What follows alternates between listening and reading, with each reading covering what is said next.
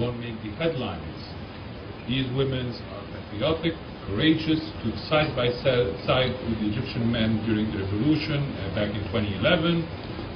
Currently, we have seen a rise in sexual violence against women in Egypt who are politically active during rallies in the main squares like Tahrir squares, and yet this coincided with the expansion of the ruling Muslim Brotherhood Party in using their militia without any government cover. More derogatory comments made by the Prime Minister of Egypt against women, both on how they care for their children and nursing them, and second about rape, and he made so light of the issue.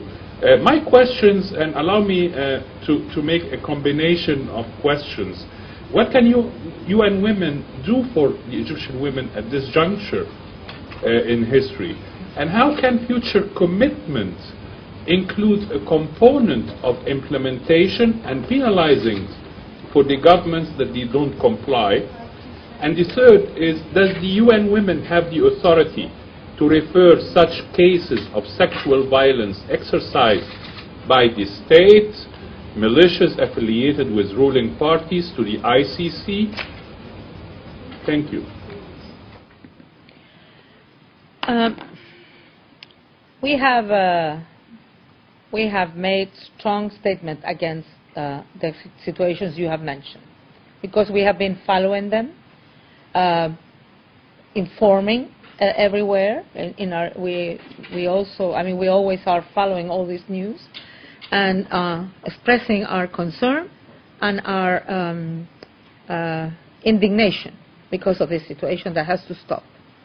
We saw it in the worst possible scenario, that is that rape and violence is used as a tactic of war, but we know also that it can be used, and we have seen it in many places, in the elections period, for example, a way of threatening women, so if they are candidates, don't go further, or women who go to vote, etc., etc. So we have seen the use of this kind of violence, sexual violence, against women in politics or women in other issues, or women organizers.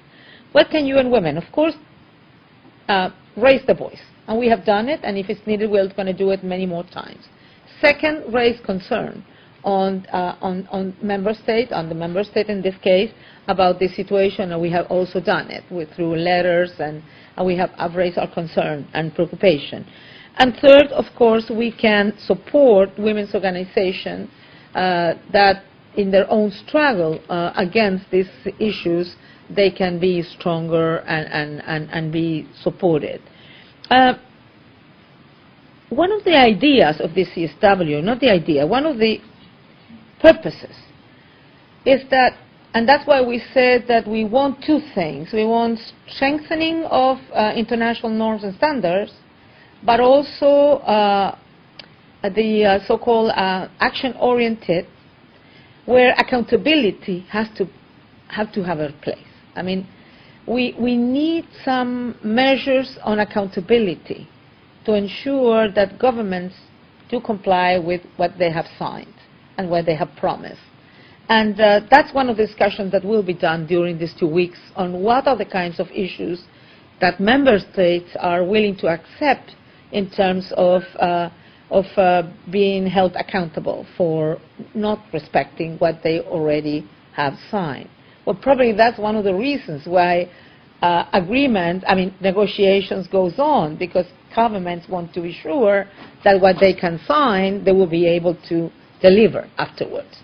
And finally, no, we don't have the authority, but we do work directly with. We do work with the rest of the UN, and we do work directly with the High Commissioner for Human Rights and with other partners that can. But anybody can. People can also bring some cases to the international tribunals. But I said no. UN Women doesn't have in its mandate that particular authority.